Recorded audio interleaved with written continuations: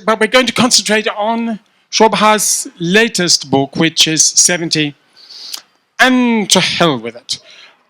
I'm older than Shobhaa is. My father was born in the 1880s, not the 1980s, when most of your fathers were probably born. So I'm very interested in this topic. Shobhaa, all the same, stimulating and enlivening, and sometimes intoxicating as your book may be. Aren't you being a little bit cavalier when you say to hell with it? I mean, for most of us, it's impossible to say to hell with it. I mean, it's impossible to even do up your own shoelaces. You have to wear slip-ons. I mean, life is a battle. For most of us. For most of us, but not for you. First of all, I'd like to say, Bangalore, you are so good to writers, I can't tell you. It's such a pleasure to be here. Thank you, Shiny. Thank you, Ravi. And most of all, thank you all the volunteers. Because without you, trust me, a festival on this scale, and I've seen many festivals go wrong because the volunteers are not proactive, they're not helpful, and they're not efficient. So a big round of applause for all the young volunteers. And thank you so much, all of you, because it's wonderful on a Sunday afternoon to see such a packed, wonderful. The lawns, every single session is full, and it says a lot about the 7th edition of a festival which is special and different because it's a community festival, and every single person here is a part of that community and supporting something very important that deserves to be supported. So thank you again. To answer your question, sir, do I find it difficult? I don't wear shoes, so tying shoelaces is not that tough, but I know what you're asking. I wear chappals, which I've always worn.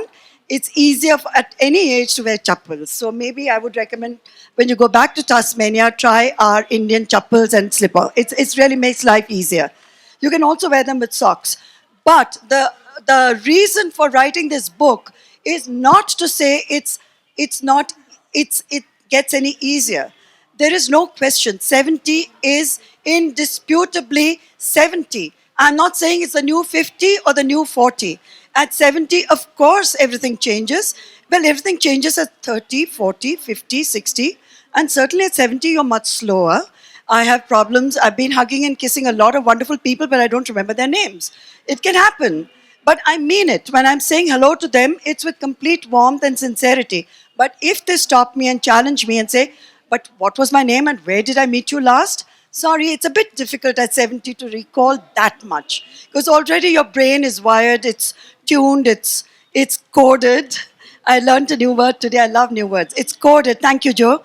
So I can only absorb that much at 70. And yes, I would love to go trekking in a physical way, but I can't do it. But that doesn't mean I cannot trek in my mind. The mind does not stop.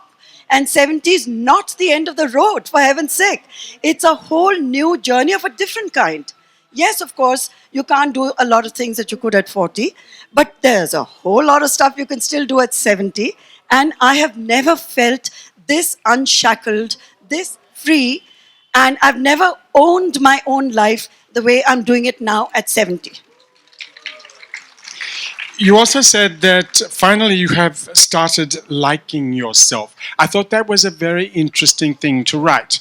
What didn't you like about yourself before? Almost everything. No, I don't believe you. you. Honestly, if you don't believe me, then no, I sir, don't it's believe your problem, you. But I'm very honest. I'm telling you like I'm saying it like I say it. I didn't like a lot of aspects of myself. There are a lot of things I still don't like about myself. But today, the likes are a little more, let's say it's more reassuring to be me than it was when I was 30. Does that answer you a little bit? A little bit. You see, Okay. What I think you are saying really with your title and with a sentence like that is that at a certain age, and I think it is actually about 65, 66, 67, well, it has been for me anyway, you start to feel free in a way you've never felt before. And this is wonderful, and it's unexpected. You don't care in a way. Well, you've got that in your book. You simply don't care about all sorts of things that you care about when you're 35. Can you talk about that a little bit? Because I think it's one of the great things about being older. Yes, I think you stop caring as much about how you're judged. Yes. And that in itself frees you in so many different ways. I no longer am as terrified of my children as I was when I was much younger and they were much younger themselves.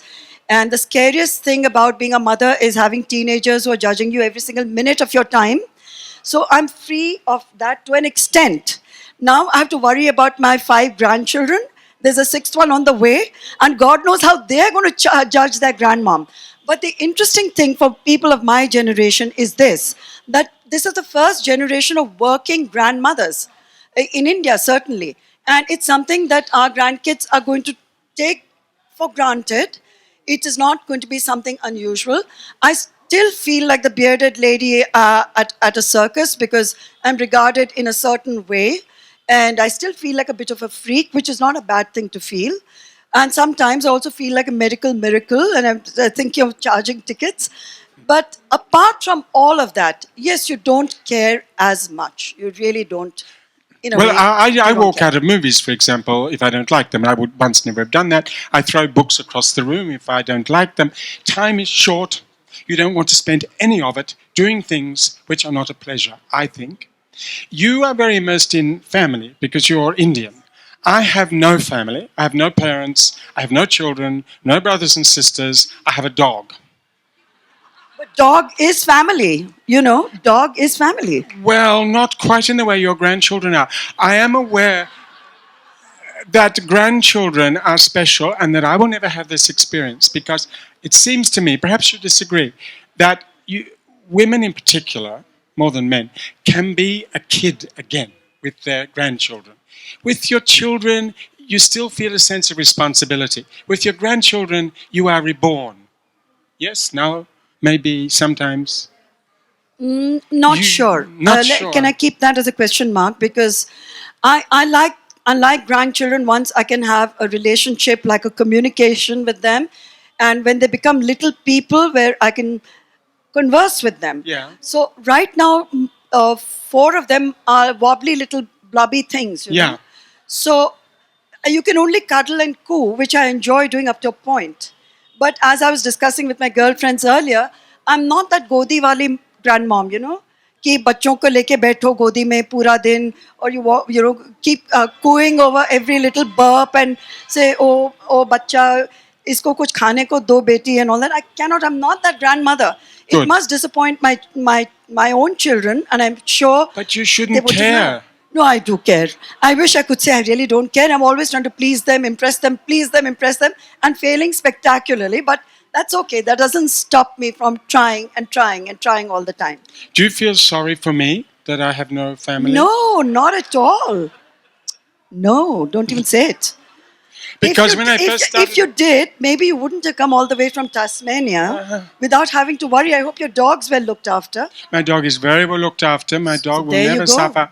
When I first started coming to India many years ago, people would ask me in trains and buses, and what family do you have? And I would say none. And they would say, what do you mean none? I would say none. No grandparents, no children, nothing. And they would say, oh, I'm sorry. I'm sorry. Whereas I don't feel deprived at all, you see, because I have friends. Yes. And you write about friends. Yes. Tell me about friends. And if it's different now from the way it was when you were younger. Much. No, I would say different in the sense I have grown up with my friends. I have not that many, but the ones I have, Judith is right here, we have shared our lives in a very meaningful and deep way for over 40 years. 45 years, some of them, 50 years. You're not intimate friends. They're not friends that, you make at a lit fest. No. Some of them may be, but that's not friendship of the deep, valuable kind. No. So these friends, to me, I don't even think of them as friends, they're family. And you can be completely yourself, you can be completely naked with them, and, it's just so enriching. Do you ever get rid of them? No. All the friends that I call friends, I've had for over 40 years, and they're very precious to me. So the question of sacking them as friends has not arisen ever. Never. I've had cullings in my life where I just have to say to myself, I'm going to have to cull the list because it's too long and I can't be intimate with more than 6 people, I think.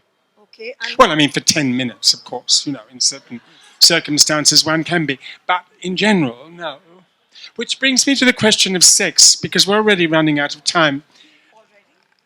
Yes, people think, or do you not agree with me? You've written a lot about sex, of course. People think that once you get over, well, people think once you're over about 23, you're not interested in sex anymore. Certainly when you're over 33, 43, 53, 63, 73, I find that you are. well, there's a chapter in the book about sex at 70, and all of you, please don't go, ew, what's she even saying? It's not the sex that we talk about at 16 or No. 18 or 50. It's a very different connection, which is a way of expressing your love for your partner. And it can have erotic overtones. It must. It should be something sensual, and it should be something that gives you enormous joy. It should be that pleasurable. It could be the act of perfuming yourself for the person in your life, just something as simple as that. So So- it's not sex as in you're at it. Of course not. I mean, it's physically not even, I don't know, physically a little challenging. But in your, yes, you do not approve, presumably, of sex that is not loving sex. I can't even think of it. Really? Yeah, that's a confession, Wow. public confession. It doesn't work for me. I mean, it works for a lot of people, and if it works for them, fantastic. For me, the two are so completely interlinked that I cannot make that division. I've never wanted to. And now, of course, the question doesn't arise because it's not as if there are 500 suitors lined up to say, hey, do you want to try something without emotion? It's too late for that. I should have, if I were that kind of a person, it should have happened when I was 16, 18, 19, 20, and so on. So, no, it's not an option for me at all. Oh, if you went on to Tinder, I think you'd find you got offers. Even I get offers, so I think you would. Such a darling. He tells me when we're just about to come on from the back, he says, if I say I disagree with you, please know that there is no hostility intended. What a gentlemanly and lovely thing to say. Thank you.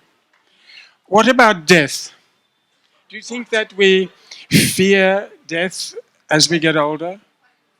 I don't think there's any stage in your life that you don't think about death or you don't fear it.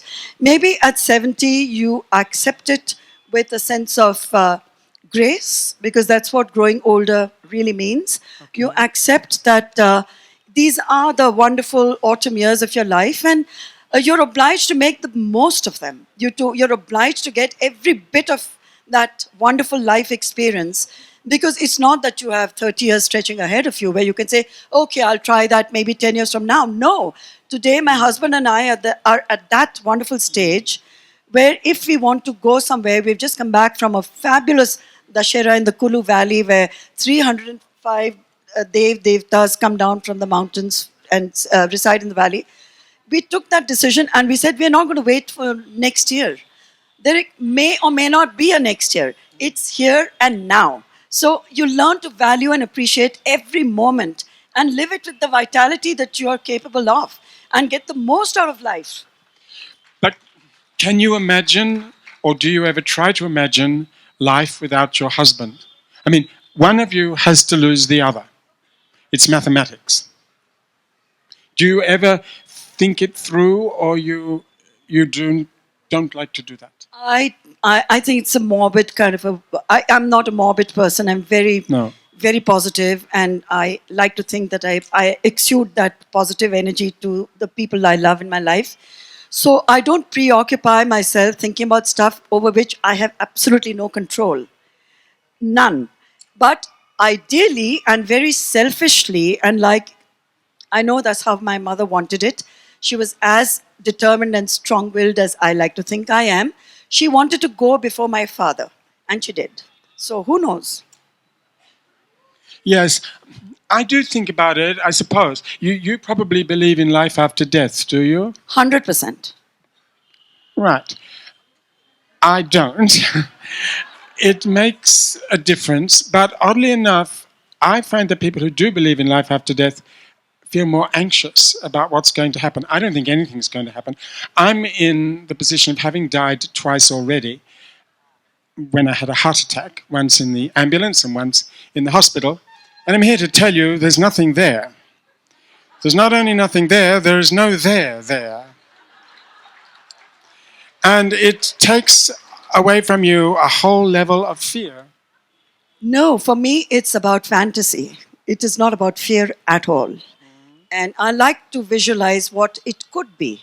Yes. And for me, that itself is very exciting. I like to think about it, not in a way that's negative at all. Yes. So even if I want to fantasize about what I may come back as in my next life, and having been raised in a very conservative Hindu tradition, Yes. it is in my DNA to think like that. Yes. So it's something I have always taken for granted, but it does not in any way obsess me. No, I can But see I that. like my imagination to travel in this world, the next world, and the next 7 worlds.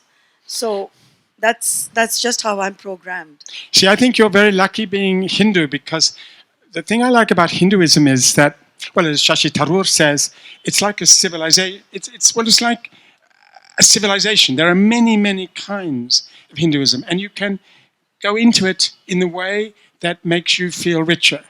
And with other religions, this is quite difficult. With other religions, you usually have to buy the package. Whereas with Hinduism, you can kind of think, this is the level I want to come in at. And I think that's extremely civilized. I know Hindu atheists, but they're not Christian atheists, they're Hindu atheists, as well as people who observe all the rituals. I think that's wonderful. I really do. You're very lucky. Well, I mean, you're very lucky in all sorts of ways that we won't go into. We'll move to questions very briefly, shortly, but I should ask one. Just wait 1 second. Make sure I haven't got another rude question here to You weren't ask. rude at all, and I hope you're asking a very rude question right now. I want to know about loneliness. Whether you think many people in India are lonely, or whether their notion of family and friends rescues them. Because in the West, it is the leading problem. Loneliness. Knowing nobody by the time you get to 80. Nobody. They have all died, or they have all forgotten you. You are alone. Well, I have a slightly different take on this. Yeah. That the loneliest people I see around me are the very young.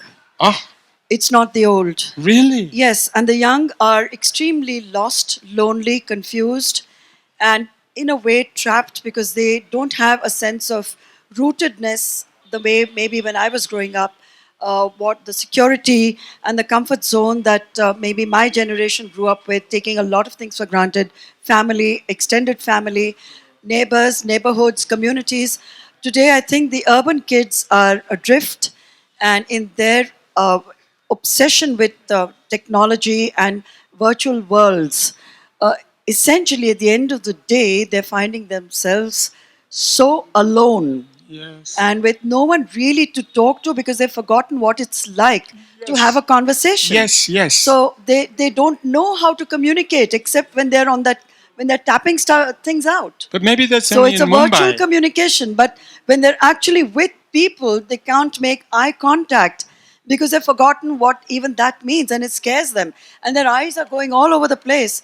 And I find that loneliness much scarier because there are no mechanisms in our society to help the young deal with it. So a lot of very young suicides that we are seeing. I just had a very tragic one in not my family, but friend circle yesterday, a 16-year-old girl who just jumped off because she was lonely and she didn't know how to communicate that to her family, who would have thought, what's wrong with her? What is she complaining about? What is that to feel lonely? After all, we're all there. But maybe we are not all there in the way the young want us to be there. So it's a wake-up call to pay more attention to the young in our society. But they have to pay attention to you. It should be a two-way street, in my opinion. Never works like that. It always Ah. goes down. It never goes down, bottom up. Really? Anyone who's raised children will tell you that. No, just dogs. Well, we've only got 5 minutes left. Well, see, dogs, they always love you. Always.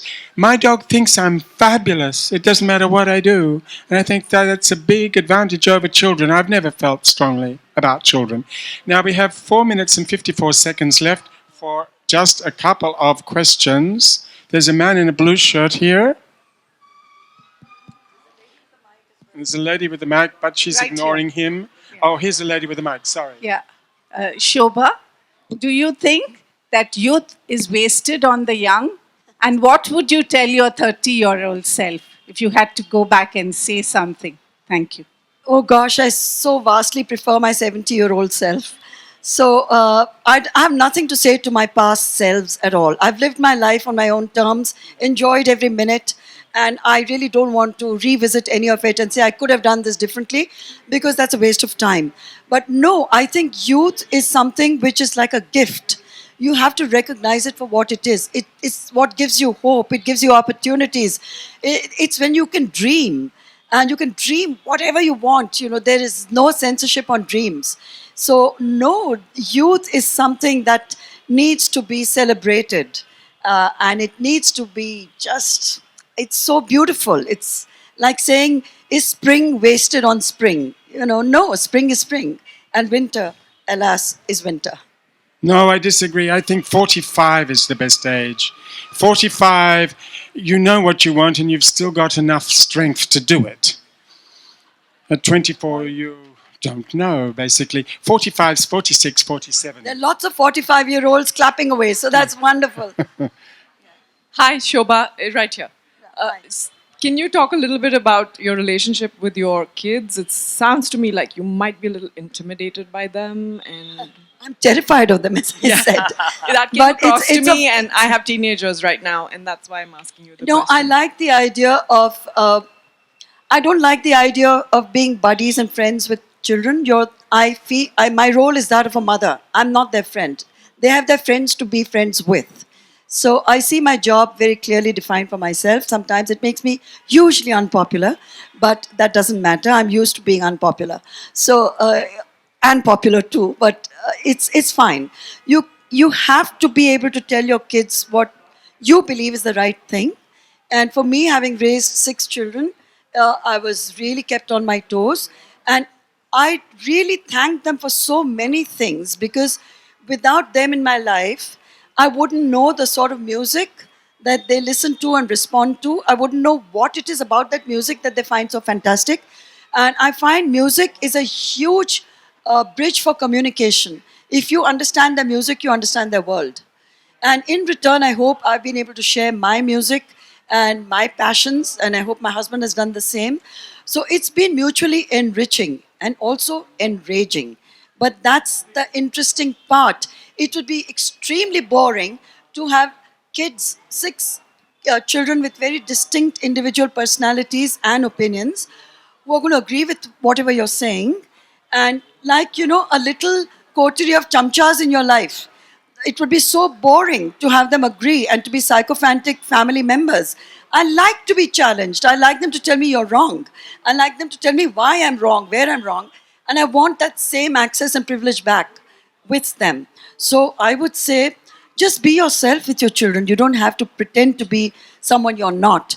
And allow them to be themselves too, because it's a two-way process, and you must follow democratic principles, at least within your family, because in the country it's getting harder and harder.